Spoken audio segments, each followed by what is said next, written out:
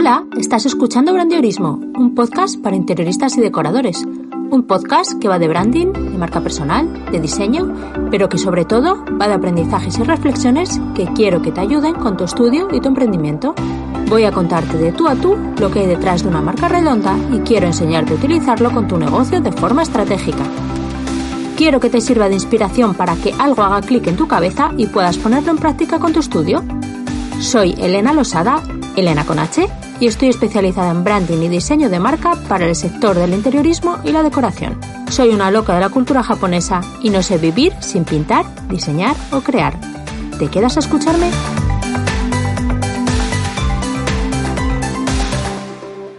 Hola brandiorista.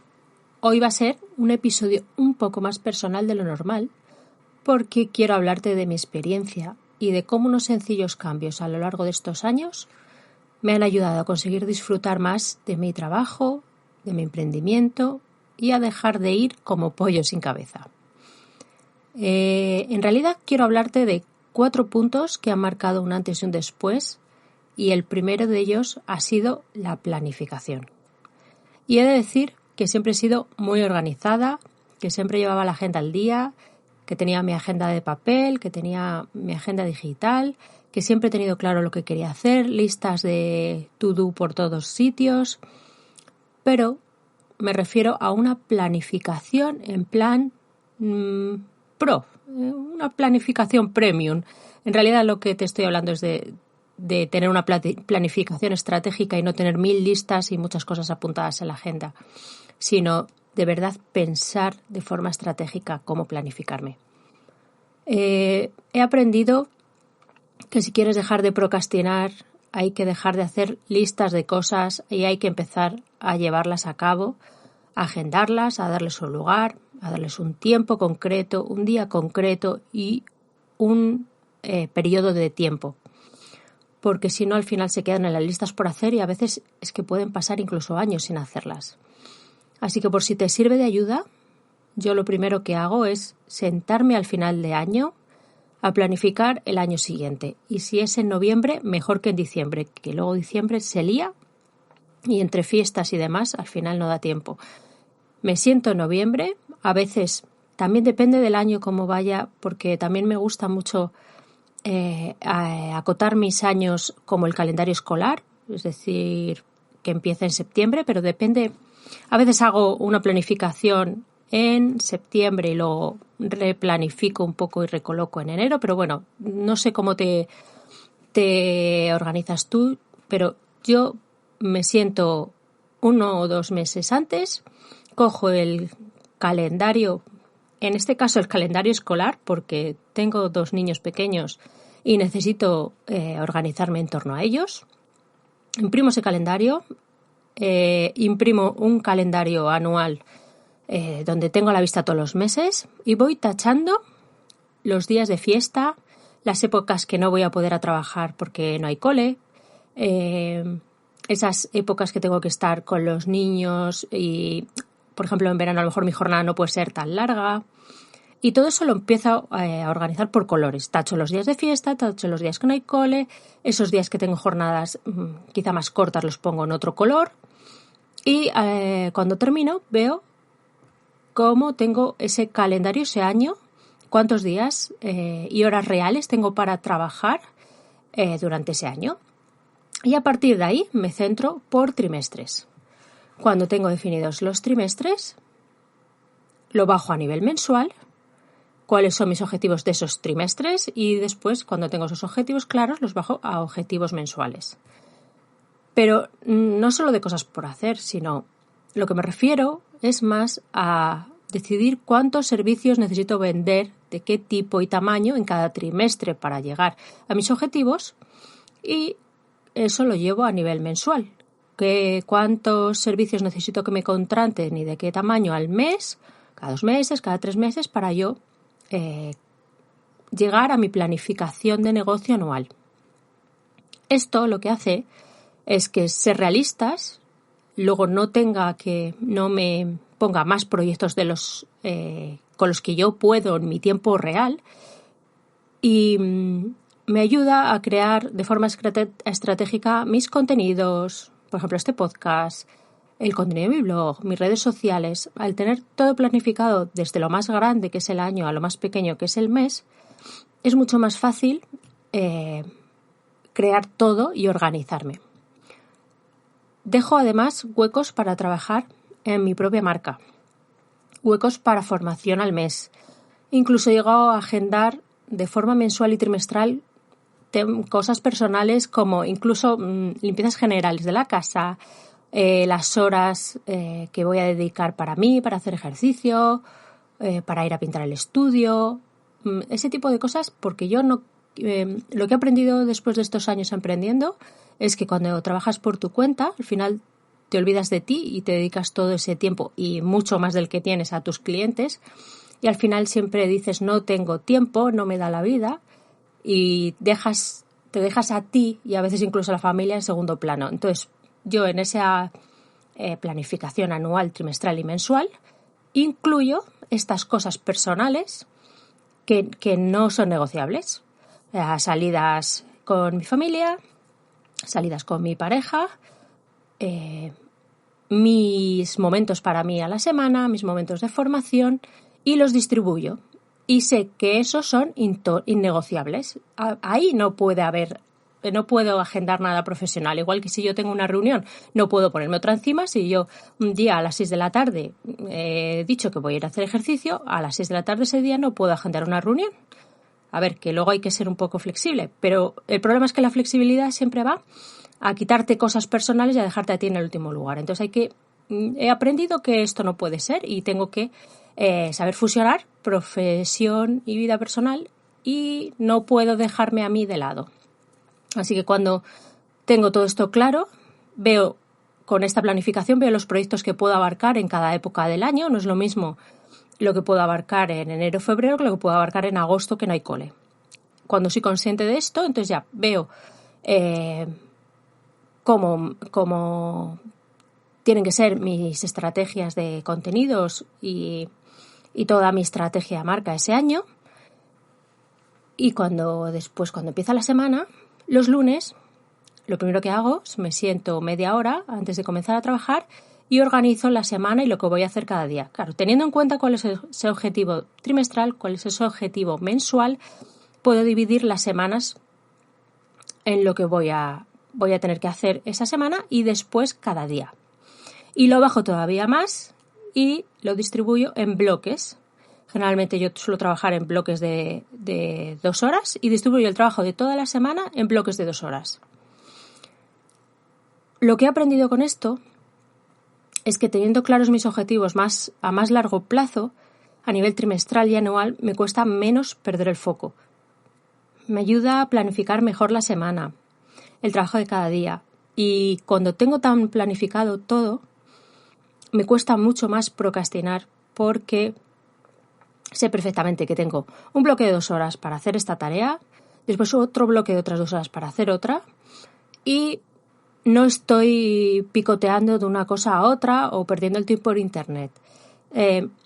Sé que me he propuesto hacer ese bloque de trabajo y que tengo que terminarlo en esas 2 horas y no me puedo entretener con otras cosas entre medias. Esto me ayuda mucho, que no quiere decir que haya días de estos que no te puedes concentrar y terminas mirando el móvil cuando no debes. Pero al final esto me ayuda a que cada vez me ocurra menos. Seguro que estás pensando, sí, muy bien, qué idílico. Ojalá yo pudiera hacer eso. Pero los imprevistos de las obras, las llamadas de mis clientes, las reuniones interminables, eso no lo puedo calendarizar. Y tienes razón. Dentro de esta planificación también he aprendido que hay que ser flexible y hay que adaptarse a imprevistos, a cosas que corren en la vida, niños que se ponen malos, o te coges tú un gripazo y estás un par de días sin ser persona, pero cuando lo tienes todo tan organizado y todo tan planificado y conoces tus objetivos, puedes reorganizar de una forma muy fácil, reorganizar esos bloques y no empezar a echar horas sin ton ni son para recuperar. Es más fácil reorganizar cuando hay un imprevisto, cuando todo está más o menos claro y tú tienes el control de tu negocio y deja de ser el negocio y los clientes los que tienen el control sobre tus horas y tu vida. Desde que me planifico así, la verdad es que trabajo menos horas pero porque las horas que trabajo estoy muy concentrada, no me distraigo y tengo muy claro lo que tengo que hacer. Por ejemplo, si tengo un trabajo de máxima concentración, apago notificaciones de redes, de WhatsApp. Pongo el móvil incluso en otra habitación lejos para no tener la tentación. Y me concentro en eso que tengo que hacer.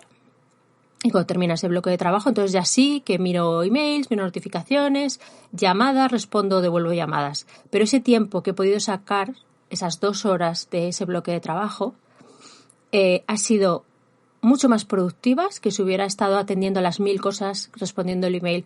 Porque no sé si sabes que dicen que cuando te sacan de lo que estás haciendo, tardas en volver a concentrarte de nuevo en eso que estabas haciendo 15 minutos. Así que imagínate, si miras en el móvil porque pita una notificación varias veces en una mañana, la cantidad de tiempo que estás perdiendo en volver a concentrarte. Conclusión, desde que me organizo y planifico, ya no tengo esa sensación de que no avanzo, de que pierdo el tiempo y de que no llego a nada. De hecho, me estoy dando cuenta ahora, según te estoy hablando, de que he dejado de decir eso de no me da la vida, que lo sigo diciendo, pero no lo digo tantísimo como lo decía antes.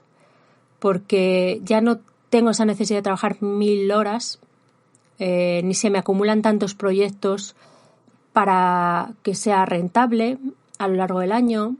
Y lo que además me ha ayudado también es a saber qué tarifas poner y qué tiempo dedicar a cada proyecto acorde a esa planificación anual.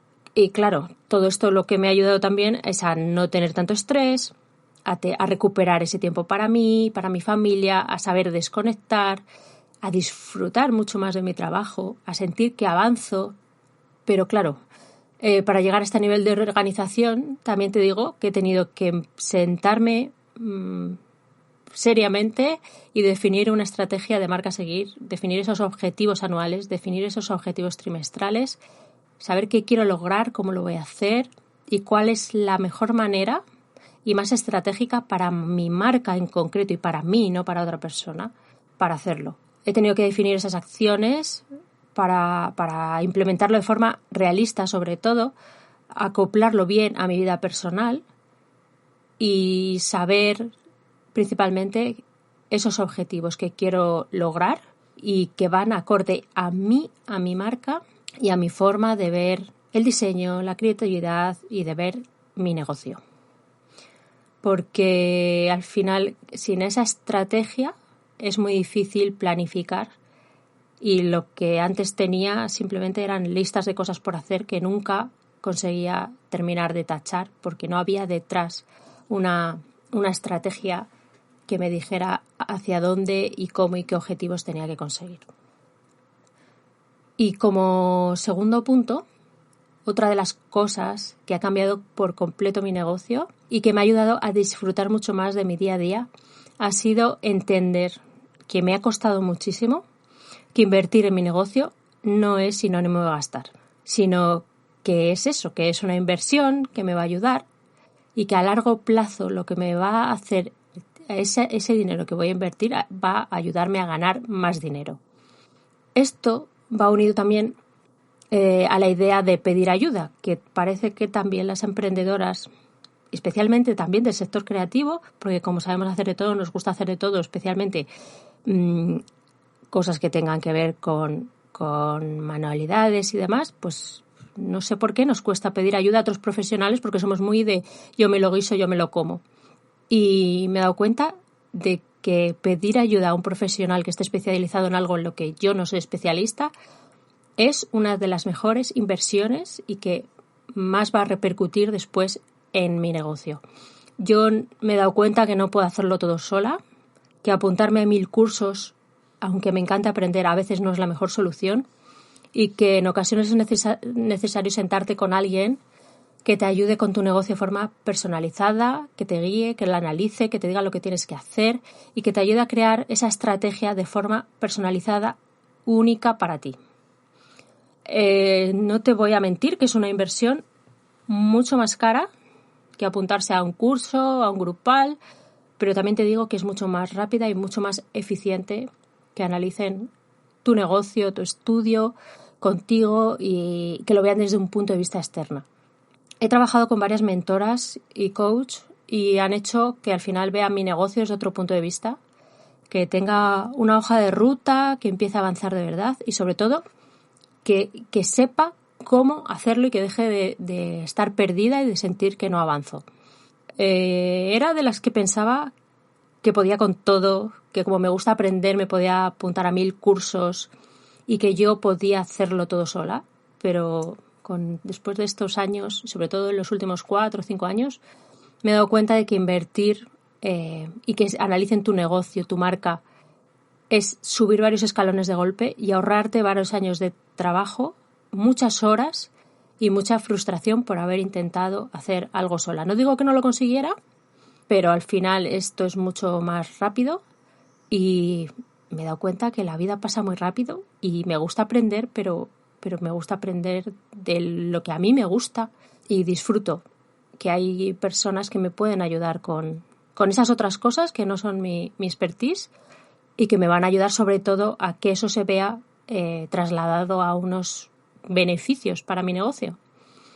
Además, me ha servido también, que puede parecer un poco raro, pero me ha ayudado a dejar de sentirme tan sola, porque al final esto de emprender es muy solitario y trabajar con estos profesionales me ha hecho darme cuenta de que no estoy sola, de que hay gente que le pasa lo que a mí y que cosas que yo pensaba que tenía claras en realidad no eran así y que solo las había trabajado en superficie. Claro, normal, es que no es mi especialidad. Así que si te pasa lo que me pasaba a mí, que pensabas que invertir en otro profesional que te ayude con tu estudio, que te ayude con tu marca, es un gasto, te aconsejo que empieces a cambiar un poco el chip y empieces a pensar que es una inversión que lo que va a hacer es que avances más rápido, que subas esos escalones mucho más rápido y que al final se convierta en mejoras para tu negocio que van a hacer que ganes más dinero, que al final es para lo que estamos emprendiendo. Que esto es muy idílico, pero al final tú y yo estamos aquí para ganar dinero. Y 3, otro de los puntos que han sido un antes y un después ha sido conocer al dedillo a mi cliente redondo. Pero sobre todo saber quién no es mi cliente redondo y saber cómo filtrarlos. Porque si de cliente ideal te hablamos muchos, seguramente tengas tu lista, sepas su edad, su género, dónde vive, pero yo a lo que me refiero es a ir un poquito más allá.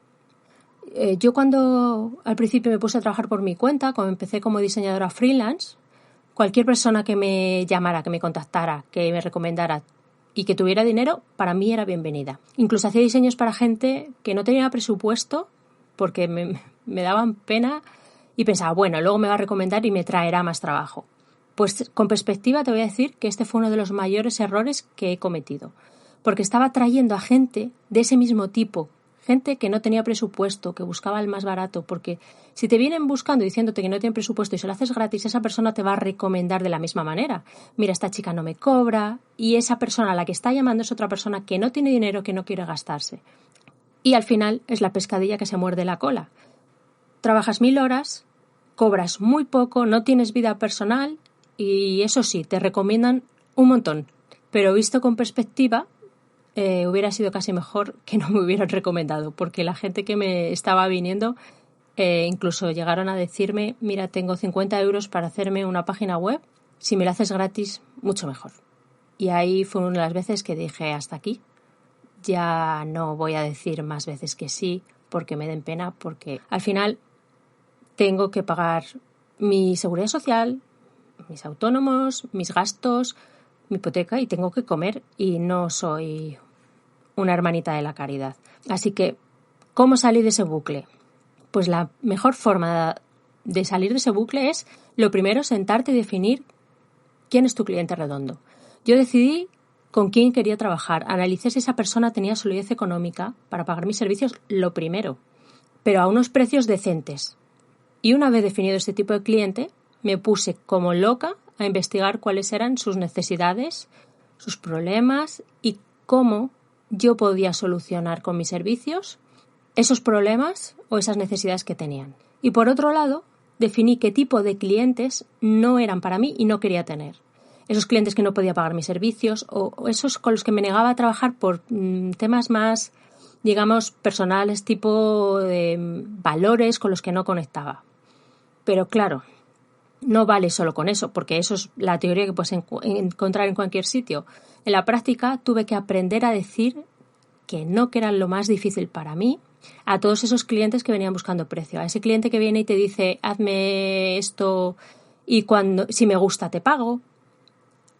Hazme una prueba, un diseñito de prueba y si me gusta te pago, y luego te dicen que no le gusta y a los meses ves que han usado tu propuesta y tu diseño para encargárselo a otro, lo han hecho ellos.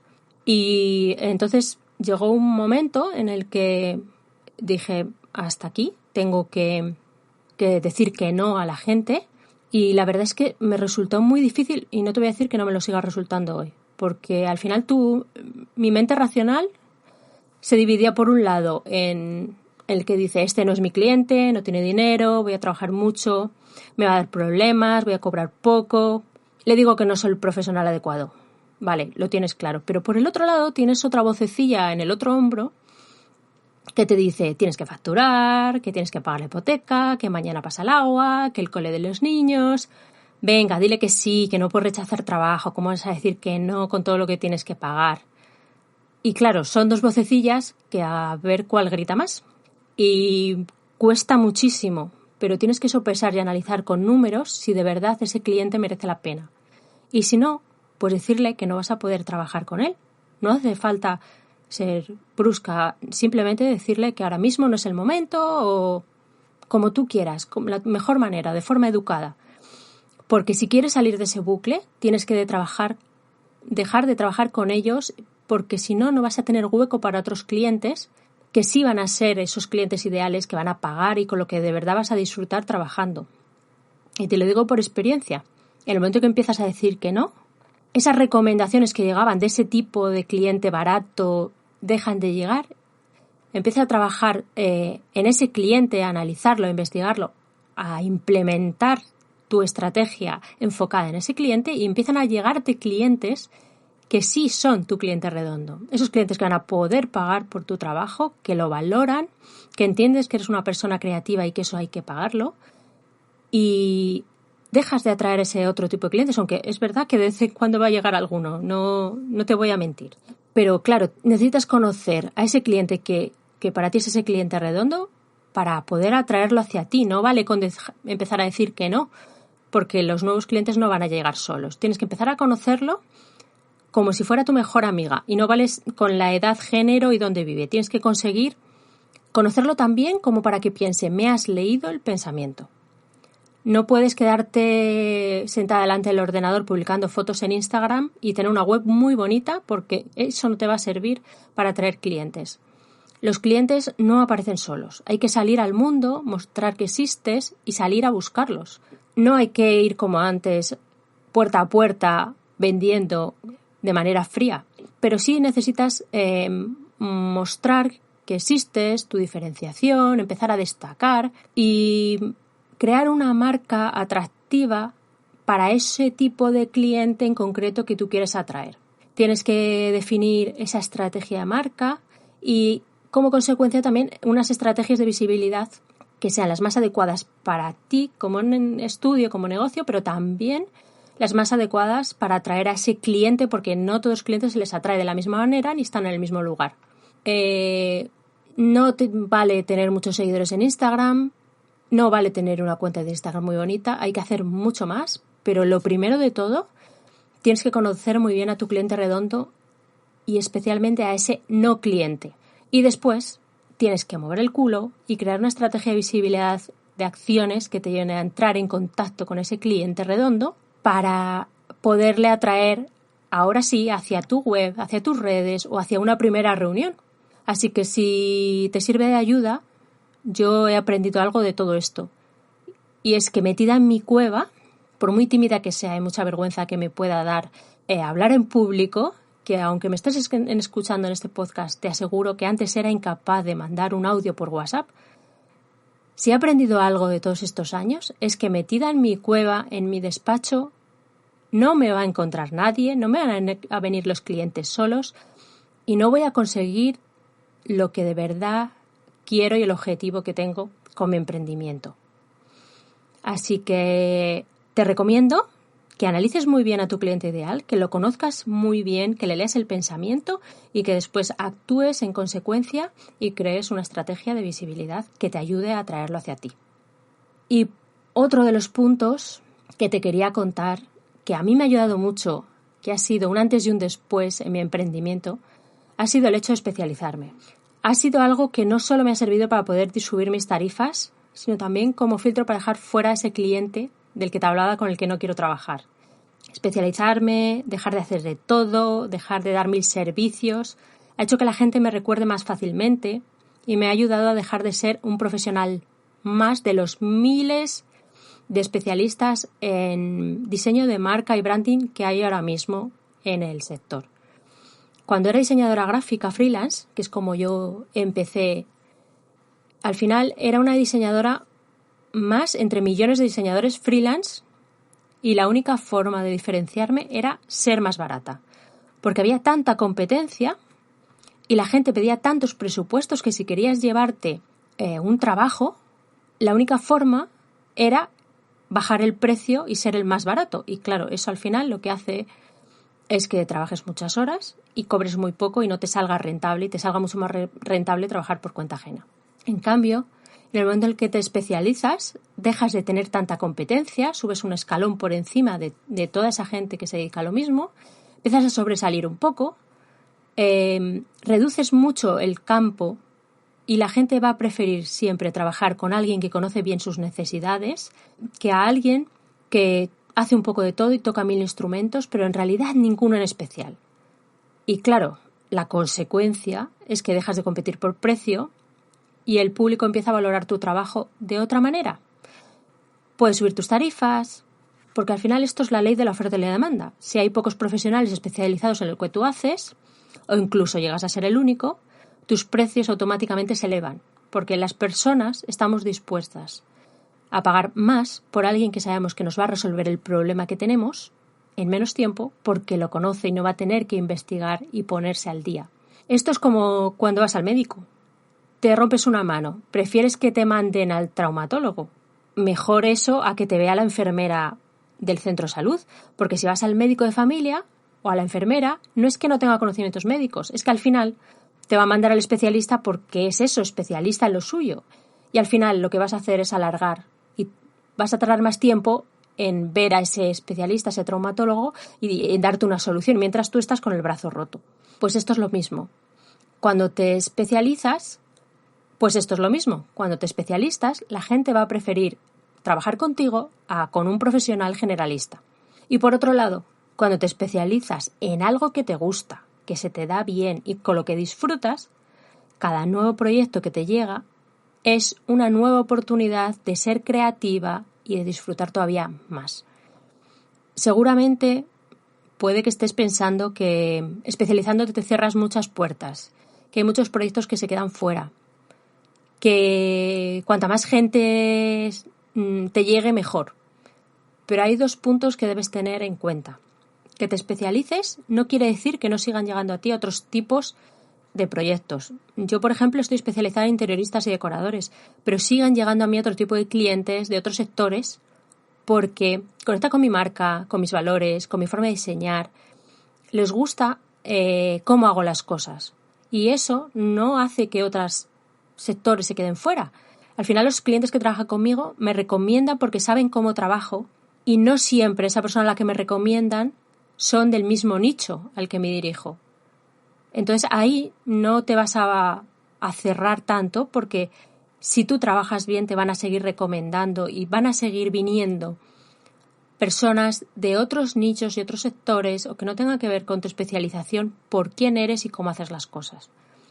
Y por otro lado, cuando te especializas puedes profundizar tanto en ese campo que al final te conviertes en una experta.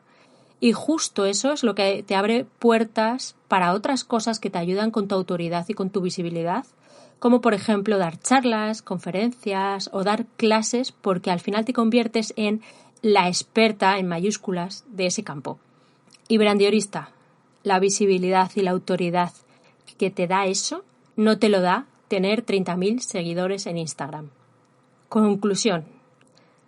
Cuando me especialicé, empecé a disfrutar mucho más porque empecé a trabajar con clientes con los que conectaba, los que entendía y con los que podía de verdad expresarme con mi creatividad y ayudarles de forma mucho más sincera, sin estar quemada, echando horas, pensando, estoy haciendo esto y al final no me va a salir rentable.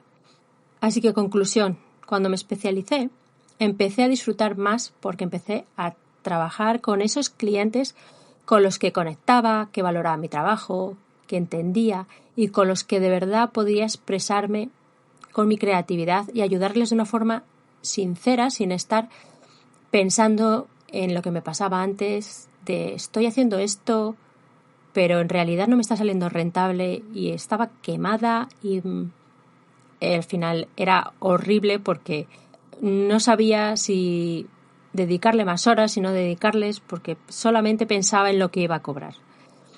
Así que, brandiorista, espero que estos 4 puntos hayan resonado contigo tanto como lo han hecho conmigo.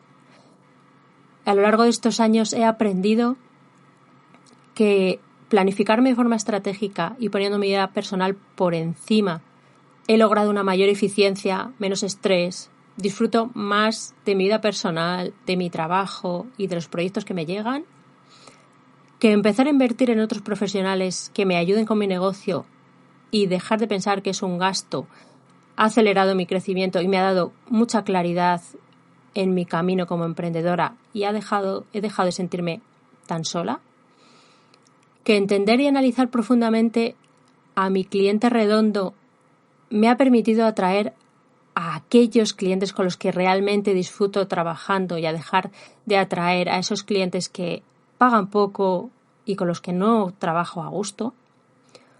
Y por último, especializarme ha hecho que mi marca empiece a destacar en un mercado que está bastante saturado.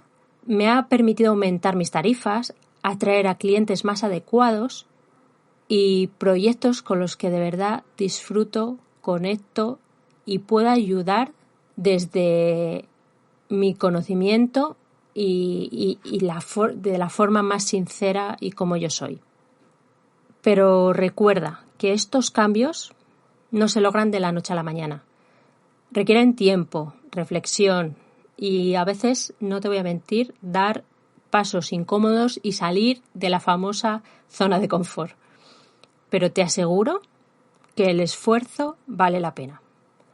Te invito a que tomes uno de estos puntos, a que comiences a implementarlos con tu estudio de interiorismo, con tu estudio de decoración. No tienes que hacerlo todo a la vez, pero cada pequeño paso te acercará más a un negocio que te haga feliz y a tener un estudio redondo. Si este episodio te ha inspirado, si sientes que necesitas apoyo para implementar estos cambios con tu estudio, no dudes en contactarme. Puedo ayudarte a desarrollar una estrategia personalizada que te permita disfrutar más de tu emprendimiento y conseguir destacar por encima de otros interioristas o decoradores, que es al final lo que todos queremos y no ser uno más del montón. Si quieres que te ayude, escríbeme y te cuento cómo. Por si quieres saber más, te invito a echar un ojo a mi web y a suscribirte a mi newsletter, porque por allí te doy más consejos, recursos sobre cómo construir un estudio que ames y con el que disfrutes trabajando menos horas y con clientes de calidad, de los que de verdad pagan. Te dejo los enlaces en la descripción de este episodio, abajo, para que puedas pinchar. Ha sido un placer estar contigo estos 35 minutos, creo que son. Y hasta el próximo episodio, brandiorista. Arigato gozaimasu. Hemos llegado al final por hoy. Gracias por sacar este ratito para escucharme. O como dirían en japonés, arigato gozaimasu. Te espero en el próximo episodio. Y porfa, si te ha gustado, suscríbete o envíaselas a compi de profesión a la que crees que le puede ayudar. Un abrazo.